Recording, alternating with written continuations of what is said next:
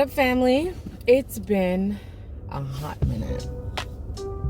So first and foremost, I want to wish you all a happy new year. I think the last video I posted was like back in September, and I'm trying to be consistent. I didn't make any goals for 2021, but I'm hoping that I will be consistent this year. So what have I been up to? Really not much. If you guys remember in my last video, last we spoke, I believe, was a discussion in which it was car rides with me and had my little one in the back. Well, fast forward to now, my mat leave is coming to an end tomorrow. So tomorrow being February 26th, I go back to work March 1st. And I've literally been having the hardest time with going back to work. It's that in my head, I know that this is it. Like, I'm not having any more kids. I got my girl, I got my boy, and that's it. I'm done. So it's really hitting me hard. I'm literally going through a grieving process. Like, no joke, I'm literally going through the 7 stages of grief. I don't want to go back to work. I wish I could be a stay-at-home mom, but with the way that Toronto is expensive, I can't. So, daycare ain't cheap. Speaking of which, this is why my car is so empty. Due to the pandemic, we thought we would rather keep our daughter home, just keep an eye on the numbers in our area. The numbers in our area isn't as high as, for example, the downtown area, because we are in Durham region. So like Durham compared to downtown is like nothing.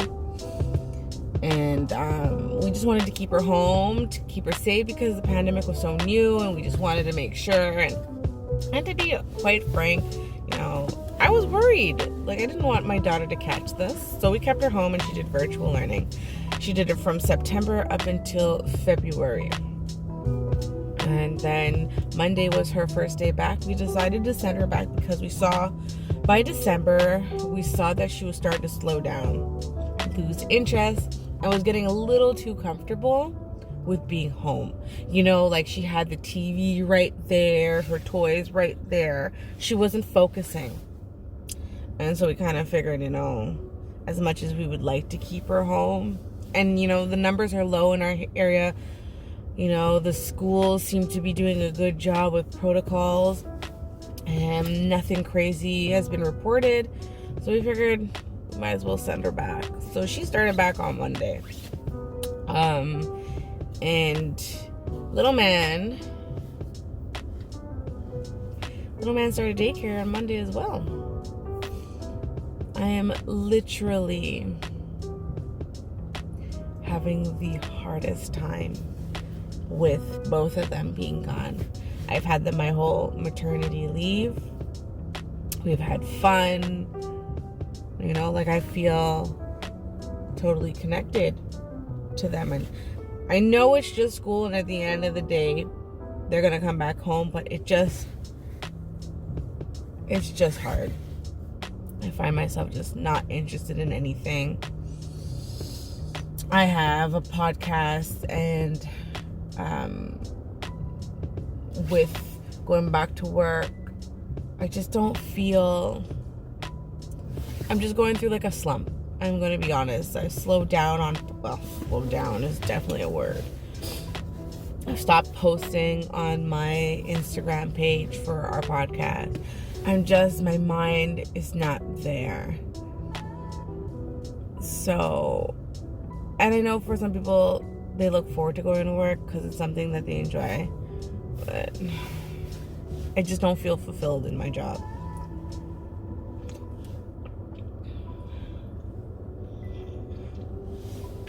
So yes, little man started daycare on Monday. So this is my last week and what we've been doing because of COVID. I can't stay there.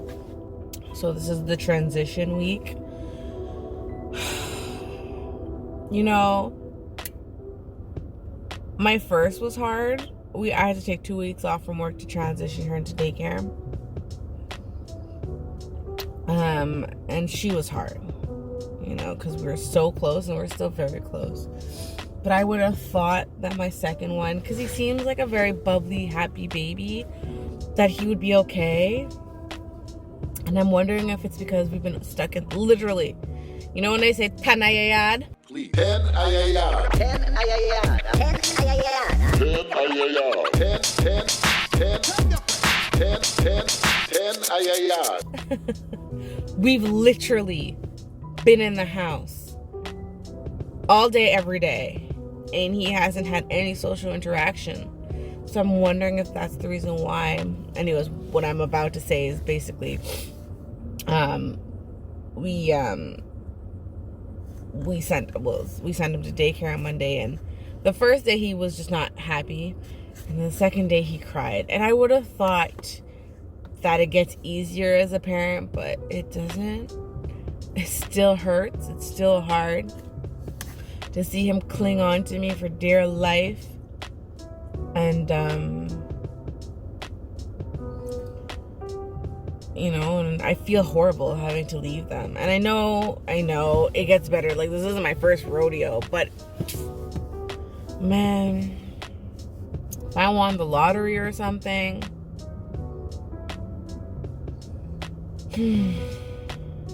I would definitely be a stay-at-home mom, because I am not, you know. And it's so funny because if you spoke to me maybe 10 years ago, I would have told you I want to climb the corporate ladder. I wanted to be top dog. I'm a whole 32-year-old and I have yet to climb the corporate ladder. I'm still at the bottom of the ladder, to be honest with you. I haven't even touched I haven't even gone to the next step. Still at the bottom of the ladder. So, yeah, that's pretty much what's been up with me. The podcast, I'm working on it, guys. If you are an avid listener of the podcast, I thank you and I appreciate you and I love you all. I'm just trying to, you know, shake off this heaviness, this sense of grief. Like, I'm literally going through the 7 stages of grief. And sadness is, like, it's a heavy sense of sadness. Because I'm leaving them, or they're leaving me. What's nice is that my eldest, she's actually excited to go to school compared to when it was virtual. It was almost like it was daunting for her. But she's happy to go. She's smiling, and when I pick her up, she's happy.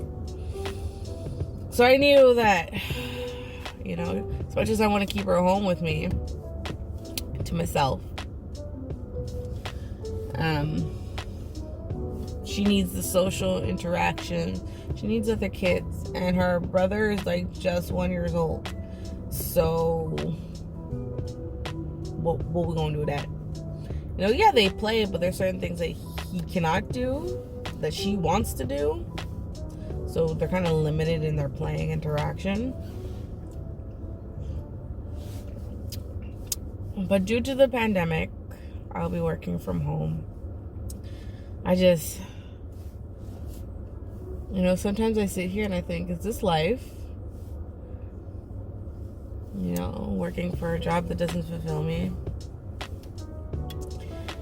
And so I'm just trying to find my purpose. I'm still trying to figure out what my purpose is. And I'm a very spiritual person. I've been reading my Bible. I've been talking with God. I'm still trying to figure out what my purpose is. 32 and I still don't know what I want to do in my life. But all I know is this heaviness that I'm feeling. I mean, it's not only because of my kids. Like I said, I just don't feel like I hit my purpose in life. I don't feel content or satisfied. I feel like I need to chase down something that's going to make me feel happy. I'm just tired. I was so optimistic 10 years ago. I can't wait to graduate. And so optimistic that I'd be like a successful career.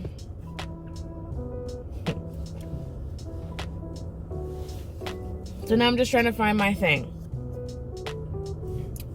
You know, I don't know what my purpose is going to look like, and I'm just patiently waiting for that to happen.